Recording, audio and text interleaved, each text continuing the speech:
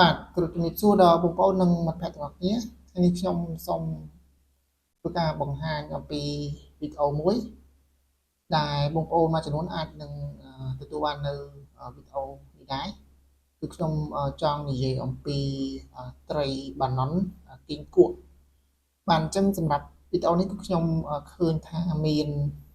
page មួយចំនួនបានធ្វើការ share ចែករំលែកទាក់ទងនឹងត្រីបាណុនគីងគក់ដែលភាសាអង់គ្លេសយើងអាចហៅថាវាសាក់បាទអញ្ចឹងសម្រាប់ត្រីនេះដែរគឺភេទមួយចំនួនបាននិយាយថាមានវត្តមាននៅក្នុងប្រទេសកម្ពុជាយើងហើយភេទមួយចំនួនទៀតគាត់ថាជាបងប្អូនប្រជាពលរដ្ឋនេសាទប្រទេសថៃគាត់បានធ្វើការនេសាទទៅចូលនៅប្រភេទត្រីអនន្តគីងគក់នេះដែលជាប្រភេទត្រីបើយើងនិយាយទៅគឺជាប្រភេទត្រីឆ្លាមដែលប្រភេទត្រីមិនជាកាចទេប្រភេទត្រីបាណុនគីងគក់នេះបាទអញ្ចឹងសម្រាប់វីដេអូនេះគឺខ្ញុំសូមមកធ្វើការនិយាយតាមអ្វីដែលខ្ញុំបានទស្សនានៃវីដេអូនេះផ្ទាល់ឃើញថាជាប្រជាពលរដ្ឋខ្មែរយើងដោយនៅក្នុងវីដេអូនេះគាត់ក៏បាននិយាយជាភាសាខ្មែរច្បាស់ដែរបាទអញ្ចឹងសម្រាប់ប្រភេទត្រីបាណុនគីគក់នេះដែលយើងហៅថាជាភាសាអង់គ្លេសហៅថាវាសាក់នេះគឺជាប្រភេទត្រីកម្រចិត្តផុតពូជផងដែរបាទអញ្ចឹងខ្ញុំក៏បានលើកយកនៅចំណុចខ្លះៗដែល page Facebook បានធ្វើការ share ចែករំលែកផងដែរបាទអញ្ចឹងនៅក្នុងនេះគឺគាត់បាននិយាយថាតើតើនឹងត្រីនេះមានវត្តមាននៅក្នុងដែនទឹកដីប្រទេសកម្ពុជារបស់យើងជារឿយៗភ្ញៀវទេសចរបានឃើញនៅតំបន់កោះរ៉ុងកោះស្ដាច់និងប្រភេទត្រីនេះគឺមានពុំកាចទេហើយក៏ពុំបង្កនៅហានិភ័យដល់មនុស្សឡើយបាទអញ្ចឹងសម្រាប់បងប្អូនក៏ដូចជាមិត្តភក្តិរបស់គ្នាបងប្អូននៅពេលដែលបងប្អូនបានឃើញនៃវីដេអូនេះតើបងប្អូនមានអារម្មណ៍យ៉ាងណាបាទអញ្ចឹងសម្រាប់ខ្ញុំផ្ទាល់ខ្ញុំឃើញថាប្រភេទត្រីនេះដែលខ្ញុំបានធ្វើការទស្សនានៃវីដេអូនេះគឺមានទំហំធំចឹងថាប្រវែងនៃទូកប្រជានេសាទដែលគាត់បានធ្វើការនេសាទដោយចូលនៅប្រភេទត្រីនេះគឺធំហើយសម្រាប់បងប្អូនប្រជានេសាទដែលគាត់បានធ្វើការជួយសង្គ្រោះត្រីពីសំណាញ់អួនដែលគាត់បានធ្វើការនេសាទនេះគឺឃើញថាถึงដឹងហើយមនុស្សយើងនៅពេលដែលយើងទៅហែទឹកទៅជួយត្រីហ្នឹងគឺឃើញនៅទំហំនៃមនុស្សទូទៅហើយប្រភេទត្រីនេះគឺមើលទៅយើងឃើញវែងធំបាទអញ្ចឹងតាមដែលខ្ញុំបានធ្វើការ research មើលនៅក្នុងអ៊ីនធឺណិតដែរអញ្ចឹងសម្រាប់ប្រភេទត្រីនេះជាប្រភេទត្រីដែលមានប្រវែងជាមធ្យម10ទៅ12ម៉ែត្រហើយអាចធំរហូតដល់18ម៉ែត្រផ្ទៃខាងលើរបស់វាមានពណ៌ប្រផេះចម្រុះខៀវហើយមានចំណុចប្រសពពេញដូចជារូបថតនិមិត្តសញ្ញាដែលមិនមានត្រីណាដូចនោះទេទៅនឹងត្រីដែរគឺ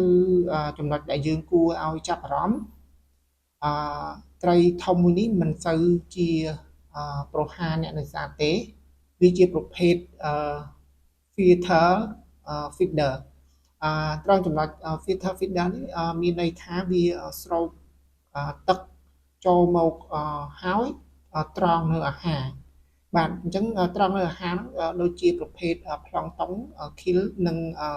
ត្រីតូចៗយើងនិយាយអំពីតទៅនឹងទីតាំងនៃការរស់នៅរបស់ត្រីវាសាក់នេះតាមអ្វីដែលខ្ញុំបានធ្វើការ research ដែរសម្រាប់ប្រភេទចំណោមសត្វសមុទ្រនេះគឺវារស់នៅក្នុងសមុទ្រផ្សេងៗដូចជាសមុទ្រប៉ាស៊ីហ្វិកសមុទ្រឥណ្ឌានិងតំបន់សមុទ្រឥណ្ឌូនេស៊ីបាទអញ្ចឹងសម្រាប់តទៅនឹងប្រភេទត្រីវាសាំងនេះដែរតាមការរាយការណ៍នៅប្រទេសខ្មែររបស់យើងក៏មាននៅទឹកសមុទ្រកម្ពុជាផងដែរនៅខេត្តព្រះសីហនុផ្ទាល់តែម្ដងបាទអញ្ចឹងសម្រាប់បច្ចុប្បន្នវាសាក់ត្រូវបាន IUCN រាប់បញ្ចូលជាសត្វជិតផុតពូជហើយក៏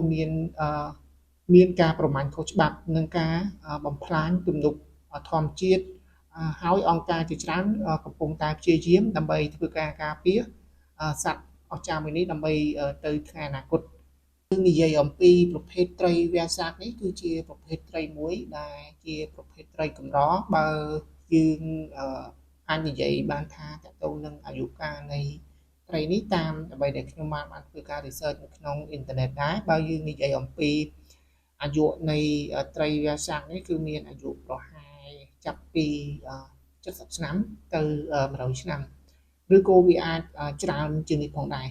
បាទអញ្ចឹងសម្រាប់តកតទៅនឹងព័ត៌មានសំខាន់អំពីអាយុនៃត្រីអាយុជាមធ្យមគឺ70ទៅ100ឆ្នាំត្រីដែលមានទំហំធំអាចមានអាយុលើសពី130ឆ្នាំដោយគេសន្មត់ដោយអ្នកវិទ្យាសាស្ត្របាទអញ្ចឹងសម្រាប់ប្រភេទត្រីនេះមានដំណើរការដ៏ធំយ៉ាងយឺតហើយវាអាចចំណាយពេលពី20ទៅ30ឆ្នាំដើម្បីឈានទៅដល់ពេញវ័យនៃត្រីវាសាក់ផងដែរបាទអញ្ចឹងអ្វីដែលខ្ញុំបានធ្វើការបង្ហាញនេះបងប្អូនក៏ដូចជាមិត្តភ័ក្តិទាំងគ្នាអាចធ្វើការ research ទៅលើអ៊ីនធឺណិតបន្ថែមទៀតផងពីវីដេអូដែលបងប្អូនជាពលរដ្ឋនេសាទដែលគាត់បានធ្វើការនេសាទនៅដែនសមុទ្រគូបានប្រទះឃើញនៅត្រីវាសាក់នេះដែលយើងហៅថាត្រីបណ្ណាគីពួកឬម្យ៉ាងទៀតអ្នកខ្លះគាត់ហៅថាត្រីប៉ារ៉ាដោយសារប្រភេទស្បែករបស់វាយើងមើលទៅវាដូចទៅនឹងត្រីប៉ារ៉ាដែរហើយបើយើងនិយាយទៀតជាប្រភេទត្រីបណ្ណាគីពួកគឺវាម្យ៉ាងដែរដោយសារស្បែករបស់វាគ្រឿងដូចទៅនឹងសត្វគីពួកផងដែរបាទអញ្ចឹងវីដេអូថ្ងៃនេះគឺខ្ញុំចង់ធ្វើការនិយាយអំពីបញ្ហាត្រីនេះបន្តិចបន្តួចនិងចង់ធ្វើការចែករំលែកដល់បងប្អូនក៏ដូចជាមិត្តភ័ក្តិរបស់គ្នាបាទអញ្ចឹងជាចុងបញ្ចប់នៃវីដេអូខ្ញុំបាទក៏សូមអរគុណដល់បងប្អូនក៏ដូចជាមិត្តភ័ក្តិរបស់គ្នាដែលតែងតែចំណាយពេលវេលាដ៏មានតម្លៃក្នុងការទស្សនានៃវីដេអូរបស់ខ្ញុំបាទតាំងពីដើមរហូតដល់ចប់ជួបគ្នានៅវីដេអូក្រោយអរគុណច្រើនជម្រាបលាបាយបាយ